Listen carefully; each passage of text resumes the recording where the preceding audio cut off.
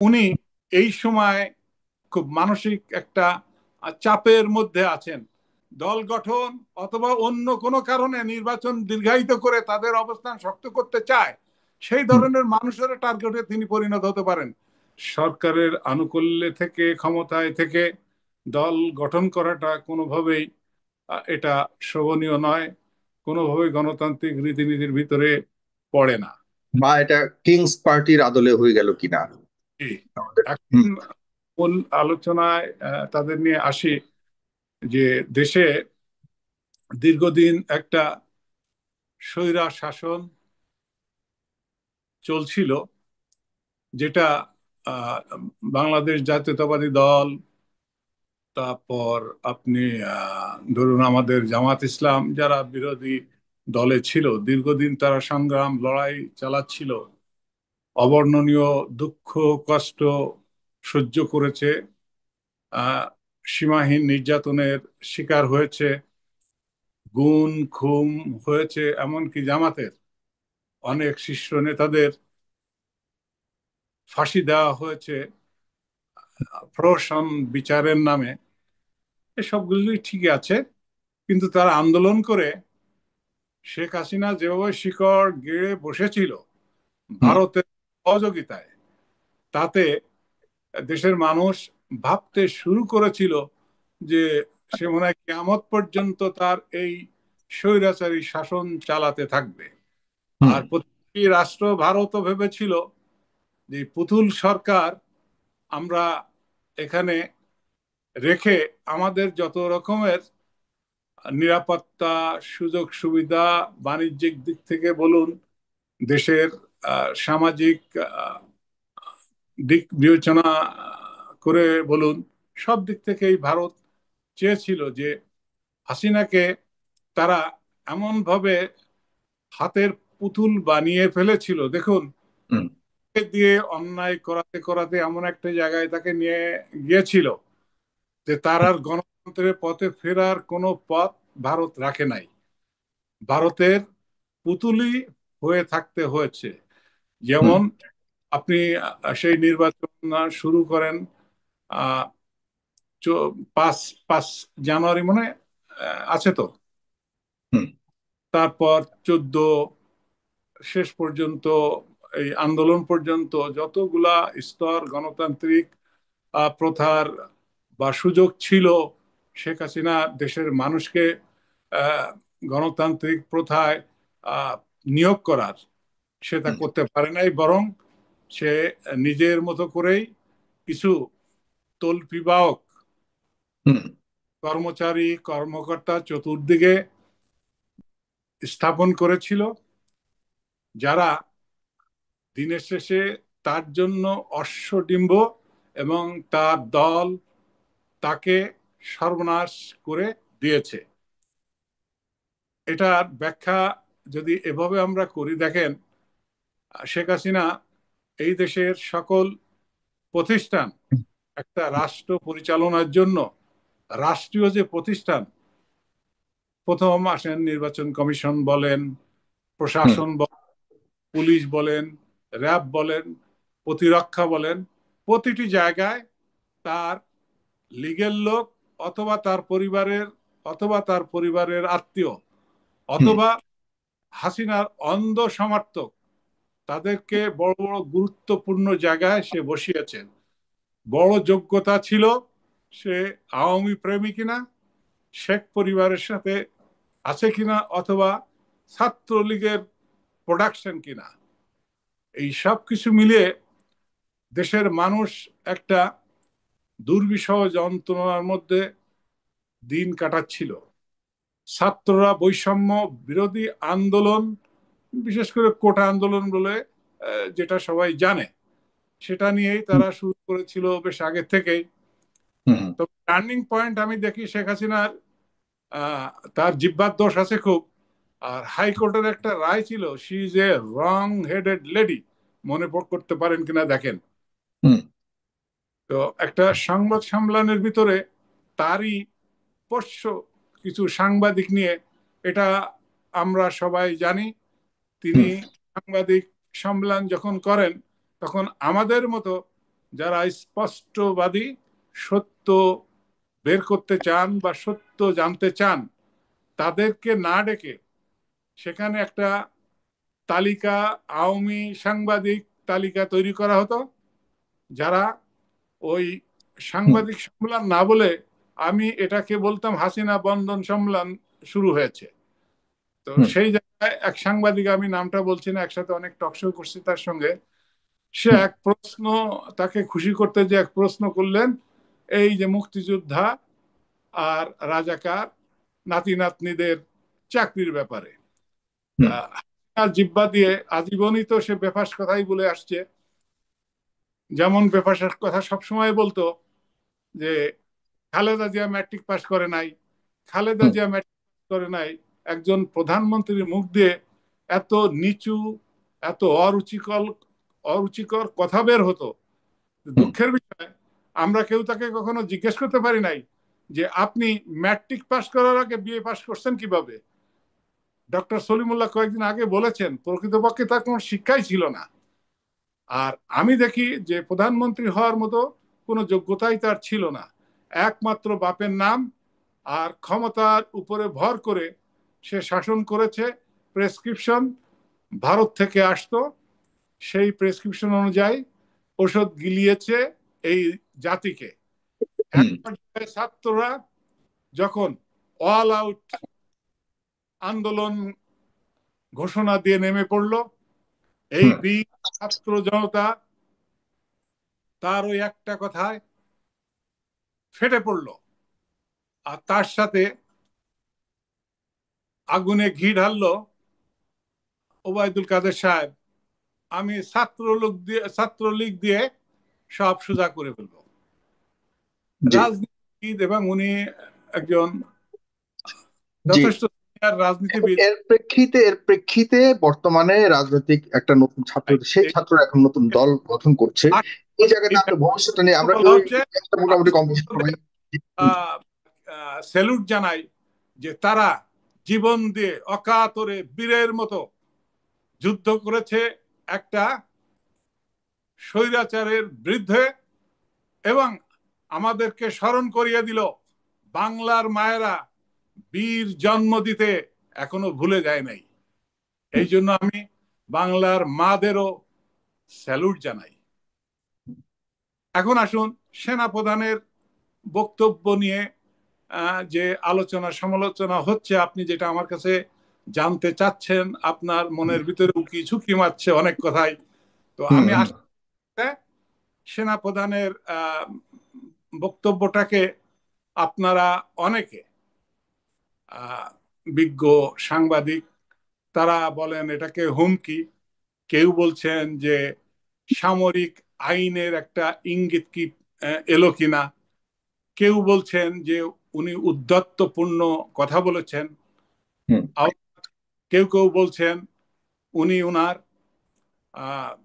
Charter of duties এর বাইরে যেও কিছু কথা বলেছেন, এটা ঠিক হয়নি। যেমন ডক্টর মোহাম্মদ ইউনূসকে সরাসরি অনেক নাম ধরে সম্বোধন করা।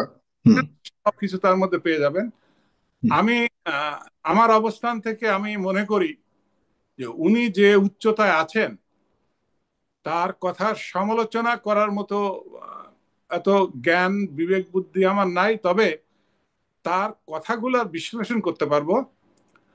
যেমন প্রথম আসি উনার কথা ধরন, টোনিং, অনেকে বডি ল্যাঙ্গুয়েজ বলছেন, আমাদের আহ, সেনাবাহিনী কথা বলার ধরনটা কিছুটা এরকমই।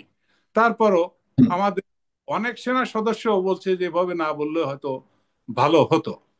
আর হুম, আপনি যে ছোট্ট কোশ্চেনটা মাঝখানে তুললেন, এটা আমি একটু ব্যাখ্যা করতে চাই যে হুম, উনি তিনবার বলেছেন, আমি যদি ভুল না করে থাকি, ডক্টর ইউনূস সেদিকে এগোচ্ছেন, ডক্টর ইউনূসের সাথে কথা হয়েছে, তিনি নির্বাচনের দিকে এগোচ্ছেন, এবং ডিসেম্বরের ভিতরে, অর্থাৎ ডক্টর ইউনূস বলেছেন এখানে অনেকে দেখছেন যে ওনার প্রতি যথাযথ সম্মান প্রদর্শন করা হয়নি।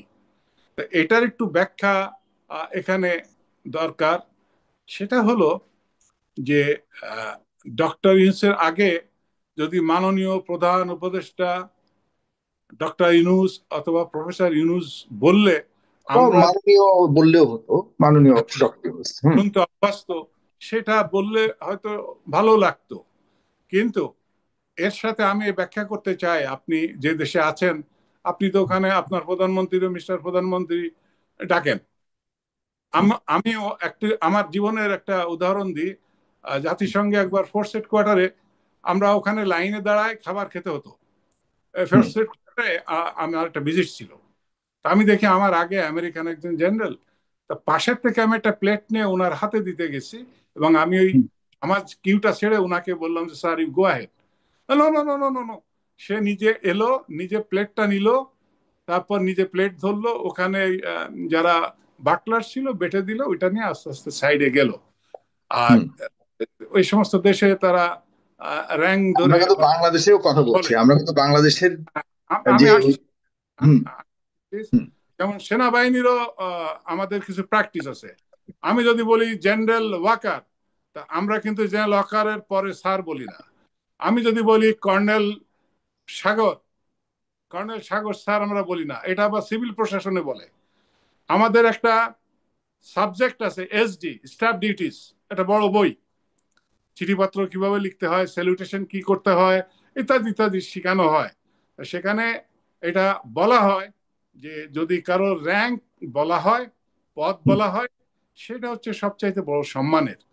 হয়তো আমরা যেটা অভ্যস্ত, আপনি যেটা বলতে চেয়েছেন, হয়তো সে স্বাভাবিক যেটা চর্চা বা প্র্যাকটিস, সেটার বাইরে উনি বলেছেন। উনাকে যতটুকু চিনি, এই সত্য বলতে হবে, সেটা হচ্ছে অনেকে বলছে উদ্ধত্তপূর্ণ কথা বলেছেন। উনি ওই ধরনের অ্যারোগেন্ট মানুষ কখনোই দেখি নাই, যতটুকু কাছের থেকে দেখেছি। কারণ আমরা তো কিন্তু ওই দিন কেন এরকম এরকমটা দেখলাম সেটাই আমরা? কেন হঠাৎ করে তার বডি ল্যাঙ্গুয়েজটা আগের তুলনায় আমাকে অনেক বলতে, বেশি হ্যাঁ, রাগান্বিত ছিল, অনেক বেশি উত্তেজিত ছিল, অনেক বেশি উদ্বিগ্ন ছিল? সেই জায়গাতে একটু আমাকে বলতে পয়েন্টটা যদি শেষ তাহলে করেন খুব আমার হুম সুবিধা হবে তৈরি দিতে। ভুল হলে সেখানে আপনি ধরাই দেন।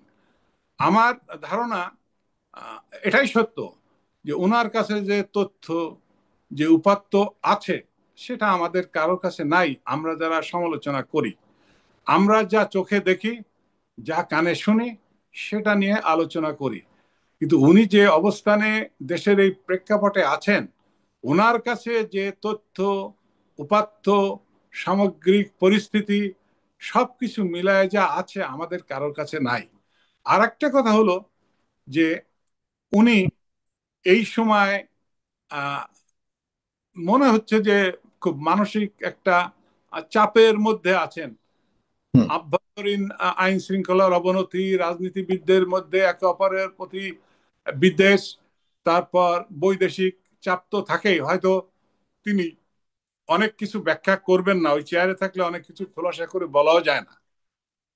অনেকে বলছে যে না, আমরা রাজনীতিবিদরা তো মুখে মুখে একটু বলেছি, তেমন কিছু না, তেমন কিছু না। আমি তো তা মনে করি না। যেমন কুয়েটে দেখেন কিভাবে মারামারি, রক্ত ঝরলো, তো এগুলা তো আমার বিপরীত।